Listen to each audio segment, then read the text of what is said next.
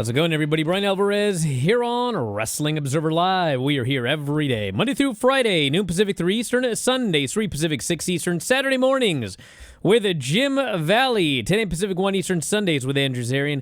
It is Friday here on the show. You know what that means? Tonight is Snackdown. We got 5 segments announced for the show coming up here tonight. We'll tell you about that. Tomorrow, of course, is both Collision and NXT Vengeance Day, which we're going to talk about here today. And, of course, there's always the AAA show on Saturday night as well. And then, of course, Monday is Raw, which I'm going to live. Yes, I am going to go to Raw. And then the weekend after that is AEW Revolution. So a lot of stuff coming up. But today we got news, including the departure of the Road Dogg from WWE, which we talked about yesterday. We got more details today. Also an update on Steph DeLander, who has left TNA along with Mance Warner. And it was very briefly mentioned on TNA last night. I watched TNA. We're going to talk about that show today. Boy, was that the highs and lows of professional wrestling. So anyway, we'll get into that a little bit later on. Then we got an update on Janelle Grant. We got the start time confirmed for WrestleMania, which we actually knew a while back. Update on what Tony Khan thinks about the proposed purchase of Warner Brothers by Paramount. You'll be stunned to hear his reaction. We've also got an update, a lot of injury updates. Dustin Rhodes and Chelsea Green and Samoa Joe, and got a new tag team name for Big Bill and Brian Keith. I guess they've stepped away from the learning tree, and plenty more. If you want to text us today, 425-780-7566. That is 425-780-7566. F4WOnline@gmail.com. F4W Online, Threads, Instagram, and Cameo. At Brian Alvarez X and Blue Sky. Filthy Tom joining us today. We will do a sponsorship snackdown.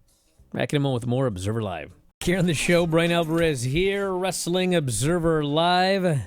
Filthy Tom is joining us here today. What's going on, Tom? Not too much, Brian. How are you doing today? It's a filthy fun Friday. It sure is. My God, is it ever. Where in God's name do you get a hat like that? Fishing store? Hey, I hear everybody's breaking out their finest hats, so I figured I'd pop one on for filthy, fun, fantastic Friday. I had to get the headphones over that thing. That's always my problem. I'd wear more hats if I could figure that out. They're underneath it. Anyway. Well, we got a lot to talk about here today now, don't we? Yeah, we should start it off. With what? We should pop the top. Nah, we're going to save that for later. Oh. That's the main event. You always... I can't bring myself to put the sponsorship snackdown over news involving Janelle Grant and Vince McMahon. So that must lead. Janelle Grant and her attorney testified before the Connecticut Labor and Public Employees Committee on Monday. Grant and attorney Erica Nolan urged lawmakers to pass legislation that would prevent the use of workplace NDAs to silence victims of misconduct. During the testimony, she said she filed a police report within the past week due to online intimidation tactics she believed could have jeopardized her safety. She said police took a report and contacted WWE regarding the matter. Grant added that the police report notes WWE never responded to the officer's call. This past week alone, she said, I filed a police report because I noticed some intimidation tactics online playing out that were potentially going to pose a threat and jeopardize my safety in some way that I could not ignore. I called the police. They took a report. The officer reached out to WWE and to the state. When I got the report yesterday, WWE did not return the police officer's phone call. This is the second time in recent weeks Grant has made a public appearance to address the issue of workplace NDAs. Her attorney also spoke. For someone bound by an NDA, intimidation does not have to be loud or obvious. It can be as simple as a letter from a lawyer reminding a victim of what they signed. In Ms. Grant's case, however, the intimidation has been both loud and obvious. She has faced public retaliation, exposure of her personal information, witness intimidation, even public mockery on national television of what she experienced. This is not about punishing employers. It's about protecting workers here in Connecticut. So what is she saying happened with WWE?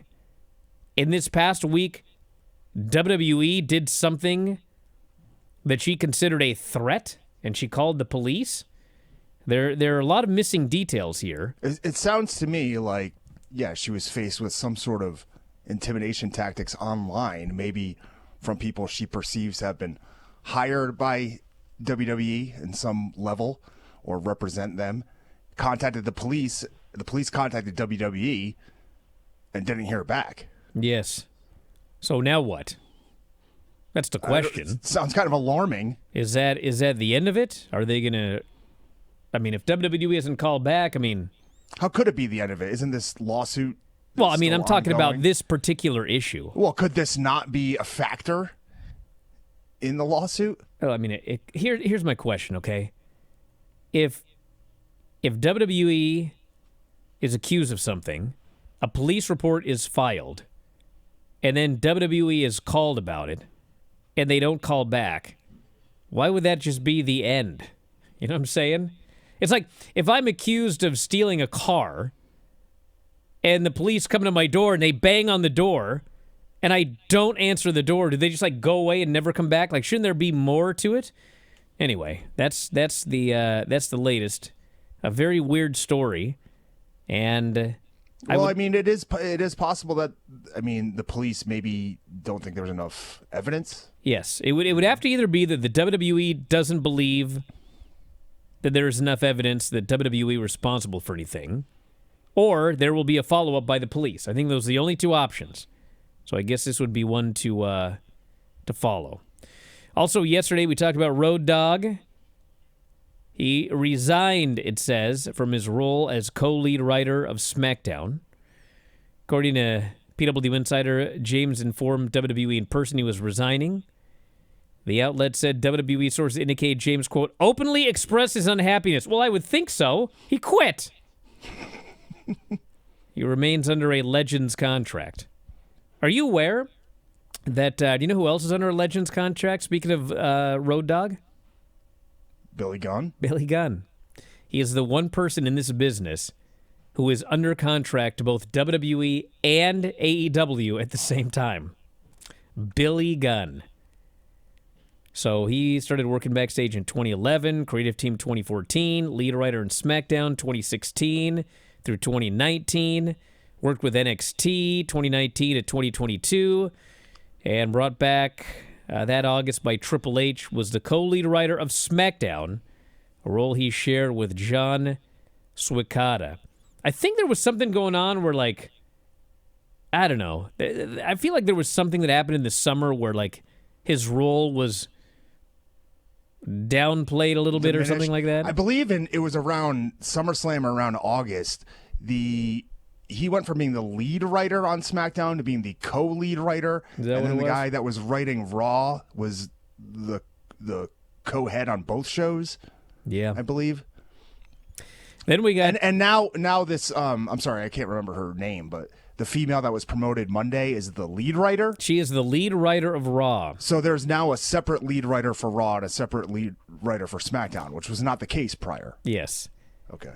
And as we talked about yesterday, I mean, hey, listen, I got nothing against, I don't like seeing anybody fired. I'm happy for promotions and everything like that.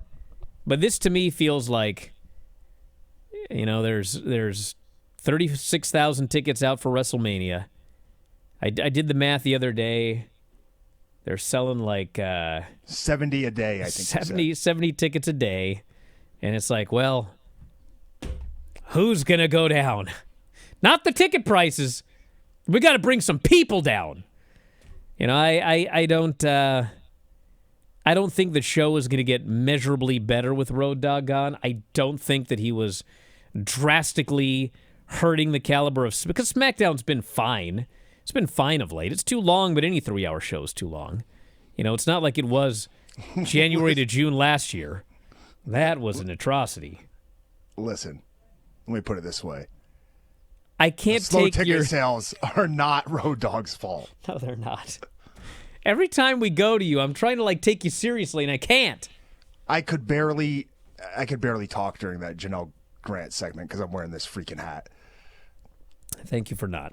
Steph DeLander is gone from TNA. She told TMZ that Carlos Silva, the TNA president, informed her Monday the company was not going to allow her to wrestle again following spinal surgery in October. She said, I actually went to WWE's spinal surgeon to do the surgeries. I got clearance a few weeks ago.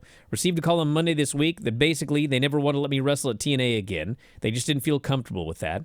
Made the decision to leave. His husband did too in solidarity. I was like, well, I'm literally fully cleared.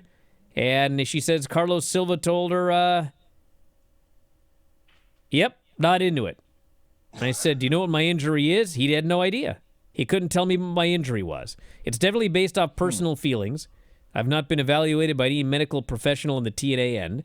They haven't evaluated my medical history, haven't contacted my surgeon, haven't looked at any of my medical stuff. Just they made a personal decision. She mentioned in the interview she had a second surgery that was not previously known, saying the surgeon wanted to, quote, put a little more hardware in my neck. She said she paid for both of her surgeries and physical therapy. Insurance maxed out. I currently have a $9,000 Advent health bill sitting here. Mentioned she had a one-level fusion. Had a one-level cervical spinal fusion, C5, C6. The most basic, straightforward neck surgery so many wrestlers in WWE and AEW have had. And fully recovered and returned to the ring. I did not break my neck, she said. That's not what happened. But they didn't want to use her anymore. And I guess we'll follow up and see where they ended up being. But I think the idea is after what happened to Chris Bay, they're just being, like, super careful, would be my presumption. But we can talk more about this after the break. Observer Live. Show, Brian Alvarez here, Wrestling Observer Live. Filthy Tom is joining us today. We're going to do a sponsorship snackdown in the next segment, Tom. What have you got on your head? I'm ready to do that sponsorship snackdown whenever you are, my friend. Well, after do it right now. I got to do after the break because later. it's downstairs. I'm not sure I refrigerated it either now that I think about it. This might get a bad review. You want to tell everyone what we're doing as a teaser for the next segment? An energy drink. Which one? Well, that's a teaser. Okay, fine. Do you want me to bury the lead? An update is available regarding Tony Khan's decision to the proposed purchase of Warner Brothers by Paramount. Do you know what his response was, Tom? He's ecstatic. Okay. I didn't know if you knew or you just guessed and you were 100% correct. Much like everything else involving this man's business, he is ecstatic about it. He is happy. He's excited. He's pumped up. Let's effing go. Dave Meltzer addressed the president's reaction to the news in this week's edition of the Wrestling Observer News, or the AW president, not Trump. Noting while Khan was said to be, quote, thrilled with the news, others believe Paramount could, due to pressure from TKO, given its contracts with UFC and Zuffa Boxing, move to get rid of AEW. Dave wrote, the most important news story in wrestling, as far as the future and viability of AEW, is just a tiny piece of the puzzle in the proposed Paramount purchase of WBD. There's a ton of speculation as to what it means.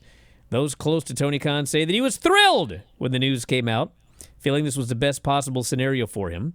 Others are claiming it's a death knell because Paramount, either to cut back on costs or due to pressure from TKO, given they have contracts with both UFC and Zuffa Boxing, will get rid of TKO's only real significant wrestling competition.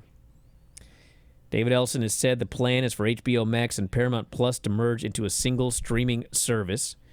According to a report from January, HBO Max has 135 million worldwide subscribers, 59 million in the U.S.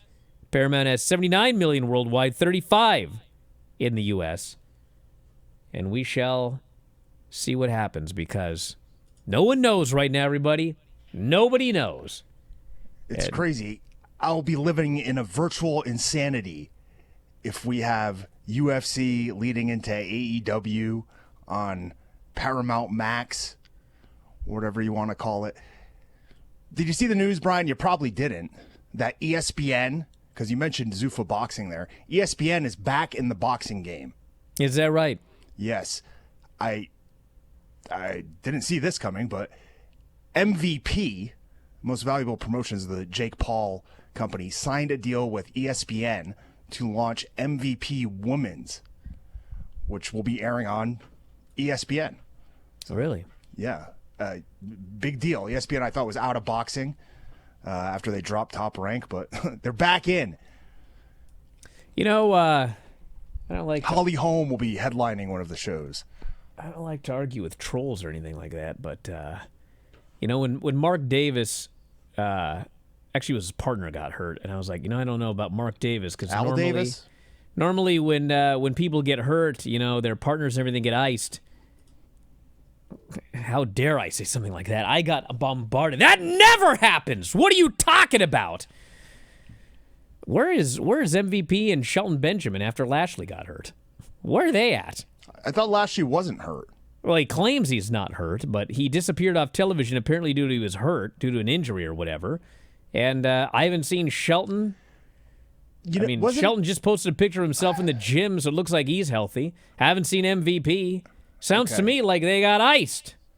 The last time we saw Shelton, was it when he walked out of the tunnel crying? Oddly. Do you remember that?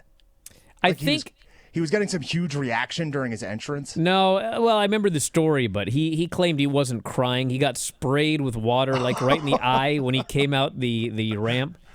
That's what he claimed. Hey, speaking of... have we seen him since then? I don't think so. Seems like he got iced because his partner got injured. I could be wrong. I mean, I remember it happening also with Kip Sabian and Shayna when Nick went down. They vanished. And I'm sure there's plenty more, but God forbid I make comment. You're gonna hear it on the board. I hear it all the time. Everything is perfect. Everything is great. You know what's great?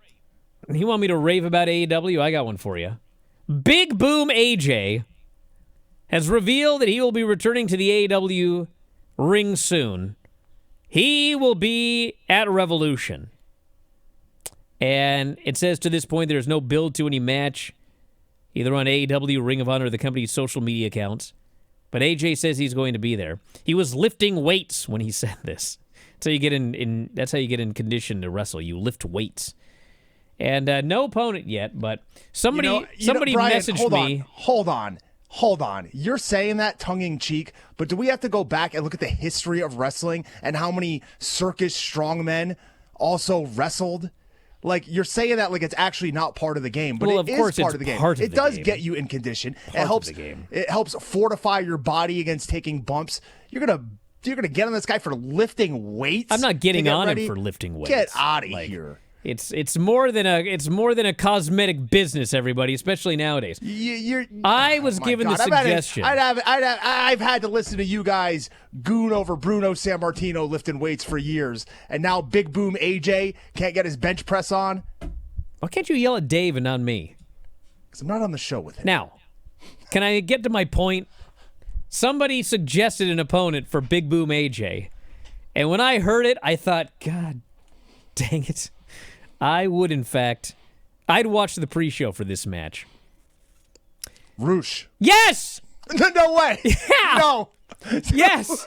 So, who do I need to talk to that has the same taste as me? I'm telling you, dude, I heard that and I was like, oh my God. Roosh versus Big Boom AJ? Bro, I swear to God, I would watch the pre-shows. And I never, ever watch these pre-shows. I was talking to someone when the word came out about his knee. He's back in action. He rehabbed his knee and apparently feels great. Avoided surgery. And oh man, I have got to see the Rizzler take that bull's horns in the corner. Oh my God. There'd be Skittles spitting out through the arena. There'd be Twinkies flying in the seats. Guys, listen. Chocolate chip cookies crushed all over the ground. I was very critical of one thing, by the way. One thing on Dynamite I was critical of, and I'm the worst guy in the world. But anyway, they announced that coming up on Collision this coming Saturday night, there is a four-way tag. LFI, Roosh and Dralistico versus The Swirl, The Outrunners, and Private Party. And listen, I'm a big fan of The Outrunners, but they're like on Ring of Honor all the time. Private Party, there's like one team they can have a good match with. It's the Young Bucks. I'm being somewhat... I don't want to bury the guys, but... when they're in with the Young Bucks, they're awesome. They're never that awesome with anybody else. Am I wrong about that? That's fair. And then the Swirl. who are a very talented team, but none of these teams need to be beating Rush and Dralistico. So Saturday, Tony, if you're listening, this is your chance, brother. Shoot the angle right after Rush and Dralistico win this 4-way. Bring out Big Boom AJ and the Rizzler and set it up, man. I'm ready. Big Boom and the Rizzler against Rush and Dralistico on the pre-show. The Rizzler doesn't wrestle. The Rizzler does commentary. No, he can wrestle. Give it to me. No, actually, no. I don't think he physically can. All right. SmackDown is tonight. Drew McIntyre, I still can't stop thinking about this match. Drew McIntyre against Cody Rhodes for the WWE title, which, of course, will set up something for WrestleMania. And, man, they need to set some stuff up for WrestleMania because these tickets ain't moving. Rhea Ripley against Jade Cargill. Actually, she's against Jade Cargill at Mania. They're having a face-to-face tonight. Carmelo Hayes brings back the Open Challenge. We got new number one contenders to the tag titles being decided. How? I don't know. That's just what they said. And Nia and Lash Legends. Well, the MFTs? Yeah. Yeah, I think the we don't know which MFTs are. No, just some of them. And Nia and Lash celebrate their tag team title win. So that'll be coming up tonight. Saturday's Vengeance Day, Joe Hendry, Ricky Saints, Izzy Dame, Tatum Paxley, Blake Monroe versus Jada Parker, street fight, Tony D versus Deion Lennox, and God darn it, Lola Vice and Kalani Jordan in an NXT Underground match. Dude, after what we saw Kalani Jordan do to Shayna Baszler, stop! Don't even! Any chance? Don't She backflipped over to kick. Bro, it's bad enough that you're even wearing the hat. Can you stop? My expectations for this match, I swear to God, my expectations for this match are Butterbean and Suzuki. If it's any better, I'm going to be thrilled. I got another thing for you. Yes. Why'd Kalani Jordan go train with Shayna Baszler when Lola Vice beat Shayna Baszler in an underground match? I don't know. I don't know. Not like Shayna Baszler won. Lola Vice beat her. Should have trained with the Ren QCC if she really wants to learn how to do this. I mean, golly. Did you see the cast of LFG Season 3 I have announced today? Who's Kendall Gray is on it. Ilio LaFleur. As a trainer? No. It appears that they're, like, Nikita Lyons is on it. Stop. I swear, you got to look at the list. I don't know what they're doing with the show, but it was announced on their Instagram. Oh, God. Listen, we're gonna go to a break.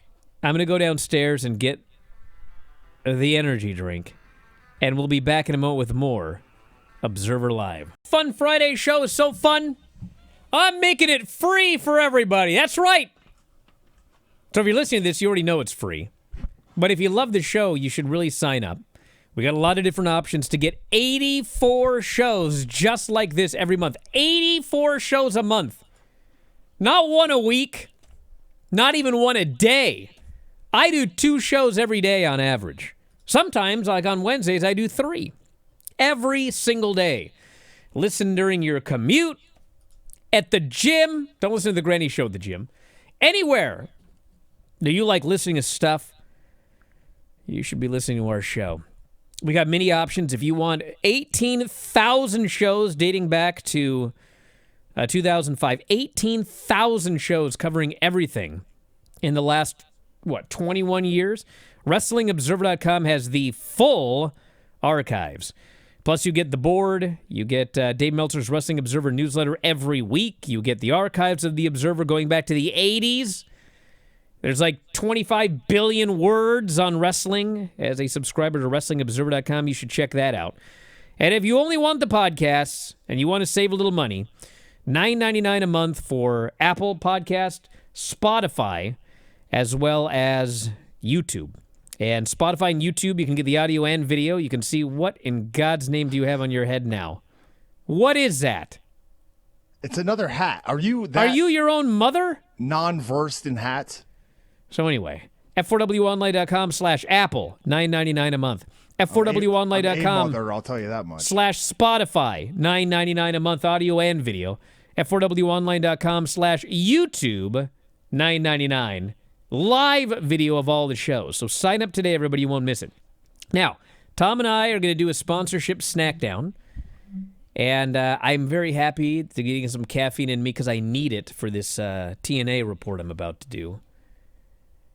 I was putting up the post for Brian and Vinny last night, and I was trying to do a headline that explained something about Dynamite and NXT, and I had excellent Dynamite because it was. And I was like, I don't want to say like horrible NXT because it's not horrible. Like there was stuff on it that I liked, but there was also, and I came up with vaudeville edition of NXT. And then I watched Impact and I was like, God, they're both vaudeville. That's the only word I can use to describe last night's TNA, vaudeville.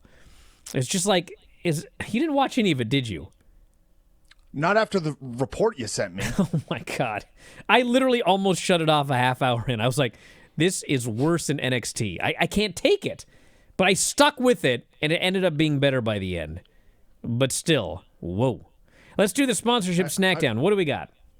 Well, I looked through the annals of WWE sponsors that are out there, and one that we have not tried and that I found branded purposely for me and for us was this C4 energy drink.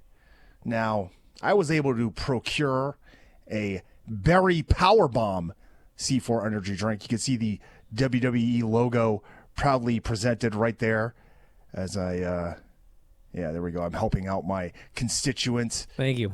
In the shareholders by getting this on air there. But my drink says, much like the WWE, then, now, together, forever. There is a tri-stim experience when you drink this, Brian. 300 milligrams of caffeine plus teacrine and dynamine. What the hell is teacrine? Is the ultimate triple threat. They spell creatine wrong? Step into the ring. Experience what happens when tangy cranberry collides with sweet lemonade. That sounds good. And enjoy an undisputed and legendary taste experience. What is teacrine? I don't know. Like, do you think they actually spelled it wrong, or is that a thing? No, I looked on the ingredients before, and it just says theacrine. Oh, theacrine. Presented as teacrine. What? Don't think too hard about it. That's why I didn't go over it. I'm trying not to. But let me tell you, it also says 0 synthetic dyes, 0 sugar, 300 milligrams of caffeine. C4 is supercharged to go hard, just like you. All right, try Crack it. one open and get after it. Try it. Berry Powerbomb coming at you. Do it. It's not good to chug that, dude. Oh. You're telling me. Holy crap. Oh, my back hurts. My neck is killing me. Dude, you're turning red. You're about to have a heart attack. Oh, my organs are rattling on the insides. Why did you do that? Feels just like a power bomb. God, get out of here. Theacrine is a purine alkaloid, which acts as a natural stimulant, enhancing energy, mental focus, and motivation without the crash, jitters, or habituation that comes with. Right. So you're telling me it's got 300 milligrams of caffeine and That's another stimulant? Look at me. I'm having the jitters right now on air. You have the jitters because you had 300 milligrams of caffeine just right now. You chugged it. And you had some theacrine. God. Holy crap. Well, as you recover, I looked everywhere, and I could not find a WWE version. I went to the grocery store. I went across the street to the gas station. I went to another grocery, and I was like, finally, I can't find any. I'm just going to get whatever looks good. So I got C4 Performance Energy Popsicle Grape. And this one, I don't know if it has theacrine in it, but it does have carnosine, which is trademarked. God only knows what that is. Beta-alanine and 200 milligrams of caffeine. I don't want to drink any carnal sins. So I'm going to try this right now. I did put it in the refrigerator, by the way, so I was like doing this. Yeah. You ready? It looks good on the can, but we're going to see how it tastes. I'm not chugging it, though. You ready?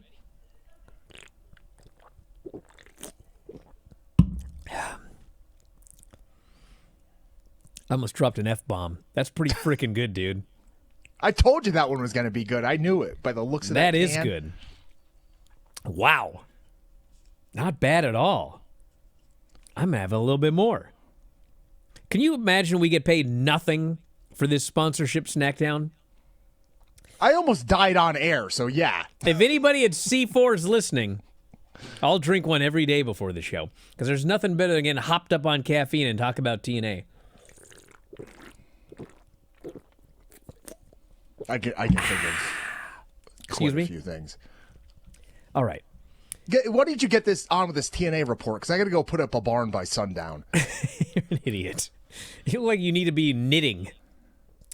All right. TNA Impact. We're not going to do a full report because I watched it in a stupor. I couldn't even take notes.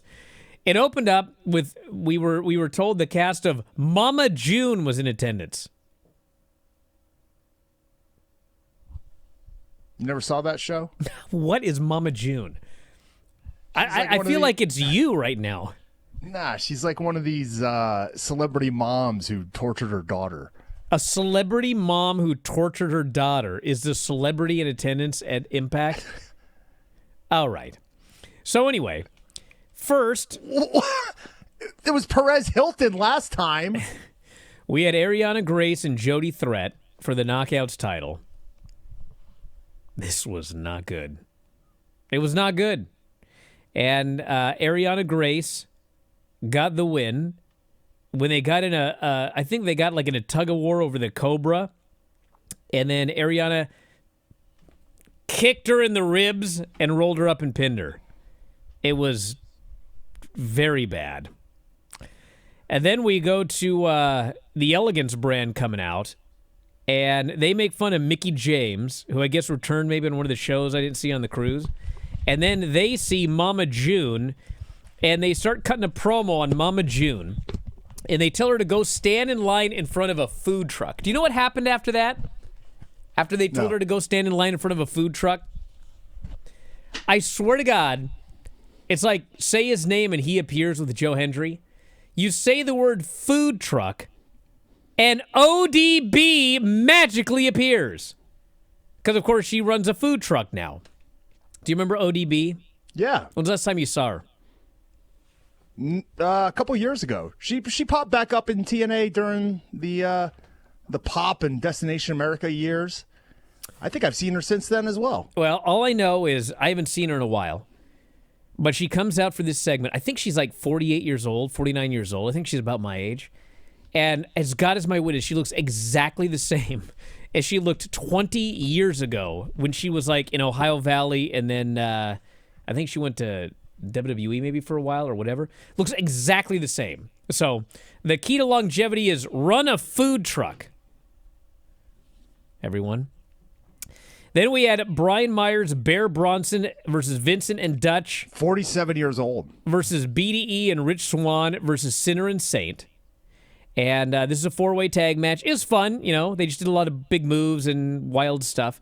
And Brian Myers and Bear Bronson won. I got nothing bad to say about this match. It was a good match. And Brian Myers and Bear Bronson will get a future shot at the TNA tag titles.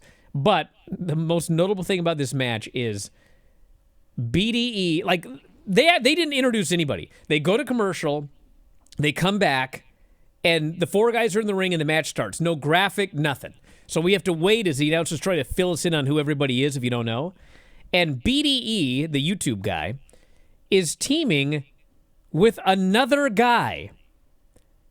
And I'm looking at this guy, and he's bald, shaved face, but like he's good.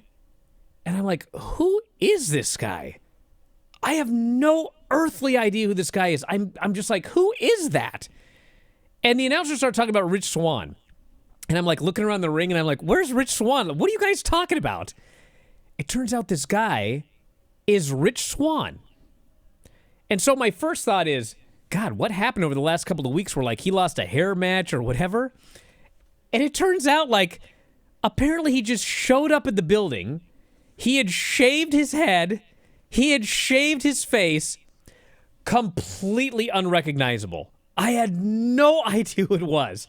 And, like, I'm just watching the whole match, and I'm just like, what happened? He just woke up one day and shaved his head and beard, and then he's, like, out there and, you know, having a good match and everything, but it was baffling. It's like something like this would only happen in TNA. So we had a Moose promo, and all I can think is, like, you know, this guy's getting turned on by Alicia Edwards. It's coming. Hasn't happened yet, but it's coming. We had Elena Black and I Mara. don't like that. I'm not a fan of that storyline. Like, how could you be managing? Tom, why do you have all these hats? How could you be managing I need a drink. Moose, but then you are also in a... You have to go home to your husband who's feuding with him? I just don't believe it. I need to put absinthe in this. Elena Blake and Mara Sade had a match. Two former TNA wrestlers. And it was there. And the most notable thing about it is, like, God bless her, but I don't know what to do with Elena Black because Mara Sade, like, out-wrestled her, like, wrestled rings around her. And Elena, I don't know, man. It's just like, I don't know. Well, let me be fair here. Like, we see video and pictures of Mara Sade training quite frequently. You know what I mean? Yeah. Well, it looks like the break's already here. Apparently we drank too long. I'll talk about the main event and the aftermath after the break. Observer Live. I got to finish this report because the last 30 minutes was the best and worst of TNA. So the main event is Leon Slater and Nick Nemeth, okay? And they had a really good match. It's for the X Division title. Leon Slater's a champion. And they go back and forth. Everyone looks great. Ryan Nemeth tries to interfere, and Leon Slater foils him, hits his senton 450, and he didn't just pin Nick Nemeth clean. He, like, puts his knee on the guy's face and poses in the camera, and it was like he beat this dude. And I just watching this thinking, sometimes this is the most incompetently booked show I've ever seen. And even these people know to push Leon Slater. Like, you look at the TNA usage of Leon Slater compared to what NXT did with Javon, and it's like, TNA figured this out, guys. You guys couldn't figure this out, but TNA did. How does that make you feel? Then we had the worst of TNA. So they have the feast or fired concept, where if you get a certain briefcase in this match, you end up opening it up. It says you're fired, like you're fired. So Steve Macklin got the fired briefcase. He gets fired. So he ends up, after he gets fired, he goes to say goodbye to everybody, and then he turns heel. He beats up Mike Santana, and he beats up Tom Hannafin, the announcer, just runs roughshod and everything like this. And of course, you know, Santana, he demands revenge against this guy. And the end of the show has Daria coming out, and she literally announces that she likes the idea of him being reinstated. So she announces that Steve Macklin has been reinstated, thus killing the feast or fired stipulation. What? Yep. And then it gets better. Santino comes out after they reinstate Steve Macklin, and Santino, the babyface, announces the main event of the next pay-per-view is, in fact, Steve Macklin versus Mike Santana. Mike Santana gets his revenge for the title. Wow. Fantastic. And the show ends, I swear to God, with Tom Hannafin cutting a promo into the camera talking about, this is the dumbest thing I've ever seen. Not only did this guy get reinstated after being fired, but he's being rewarded with a title match. And that's how the show, I was like, oh my God. Oh my God. That's how the show ended. The main announcer He buried the show that he was on. And the booking. And the main event of the next pay-per-view. At least you don't have to end up like Shelton Benjamin, crying because something got thrown in your eyes. We'll talk to you next time. Wrestling Observer Live.